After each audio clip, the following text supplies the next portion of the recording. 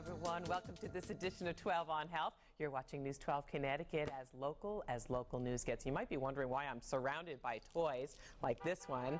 It's a big shopping weekend, and I know every toy you buy doesn't have to be educational, but how about some toys that help the child's thinking and language skills? That's what speech-language pathologist Sherry Artemenko is talking about on her blog and here in our studio right now. Sherry comes to us from Southport-based Play on Words. How does this one help? This is for the little ones. This is for the little ones. Well, for babies and infants, we're looking for toys that are fun to touch and hold and look at for the baby, but have lots to talk about for the parents, because we are feeding the language to the child by talking about what they're looking at and what they're touching. It's fuzzy, it's squishy, we see squares, polka dots, stripes, that kind of thing.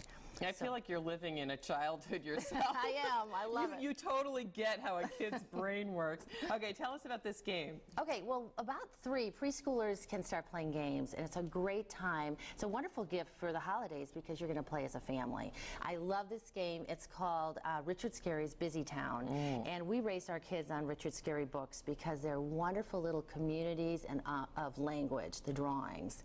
And what you have to do as part of the game is you pick a card and have to look for an object together. There's no winner. You're working together in this game. So if you're looking for a kite, language-wise, you have to look in the sky, right? Okay. Or if you're looking for a construction cone, you have to look where they're doing some building. Gets them really thinking. And they love the idea of kind of making progress on the game Exactly. board. You have to get to the picnic island before the pigs eat your picnic. Okay. And how about this? This is a tub toy? This is by Yuki Do, and it's a really fun tub toy for toddlers. Toddlers are into everything. They're investigating. They love to just empty your magazine rack. But this is something to keep them amused in the tub. It's a continuous flow of water because it's a little pump that goes under the water, and you can just attach it to your tub. But there are 3 little cups that cause the water to do something different. And of course, they've put faces and eyes on to make it interesting to the child. And then you talk about what it does. Oh, it sprays the water, or it twirls the water, or makes a circle of little drips in the tub. There are a couple other ones. This one has another little pattern, and then this is the last one where when you fill it up, the little man comes up. How cute. That's so satisfying for them to see the results as they go. It is. I've seen a little 1.5-year-old just stand up in the tub the whole time, not even know you've washed his hair or his body, and play with this for the whole bath. That's fantastic. When a parent or somebody who's buying a gift for a little one, especially a non-parent who's not so sure, what should they be thinking about if they want this gift to both be fun and interactive? Well, look for something that the child can create the fun. The toy doesn't do all the work. So not something with a lot of just push the buttons and make noises. Certainly that's cause effect, but that gets boring after a while. So you want a toy that has a lot of different things you can do with it, okay? Different cups, different things, flexible pieces, so that the child can change the toy each time they play with it. And which brings us to this toy, this mother of it's crazy. It's a pyramid. This is Playmobil's newest grouping. It's the Egyptian Pyramid series, and I love it. It did take 2 hours to put it together, but even that was kind of fun. Fair warning. Yeah, right. Get to it before Christmas morning. Right, exactly. But there are all sorts of interactive things that happen. You can hide behind the mummy door.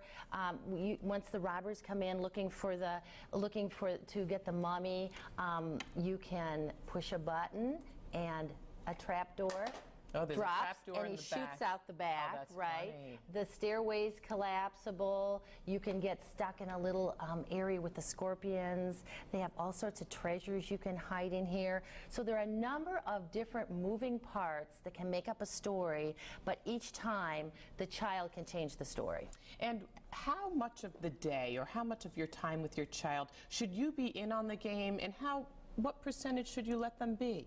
I think there should be a bit of each. A lot of parents ask me that. How many minutes should I play with my child? No, give us a framework. Certainly depends on the child. Some kids play really well alone a lot of the time, and you almost have to come in and play a little bit with them. Right. One of my sons was that way.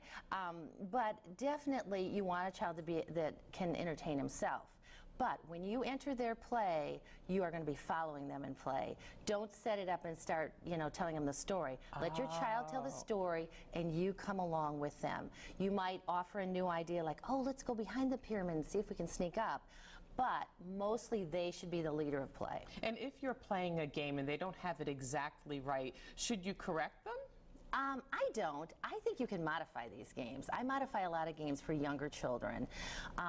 So I think if you're really trying to teach them to count one for each, it depends on the child. You never want to frustrate them, and you want it to be fun. That's what it's about. And if you are trying to correct, if you feel the need to correct the information they have about something, how can we go about doing that? Well, I think that you model it. Let's say they're not counting right. Then I would do it I go one for each space. 1, 2, 3. So a lot of times if you model the correct thing yourself, you're rather not than focusing on, no, that's wrong. Yeah, correcting can actually make them feel bad and kind of clam them up, or I don't want to play that anymore. And that's really, you just want it to be so creative and fun. And for parents who have children with special needs, children who aren't talking yet, but they're already into 3 and 4 years old, can these games help? Well, yeah, actually, I'm using a lot of these really good language games for children on the autism spectrum to build social pragmatic language, the language of talking back and forth. It's your turn now. Oh boy, I hope I don't go across on the ferry yet. Whatever.